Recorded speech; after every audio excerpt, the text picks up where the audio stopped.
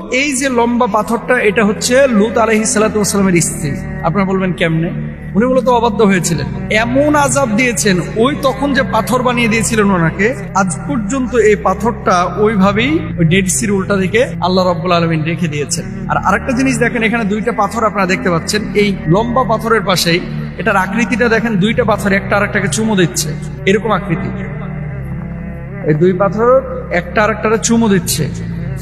এটার নিচে দাঁড়ানো আছে আমি, এই যে ছবি। কেন বললাম এই কথাটা?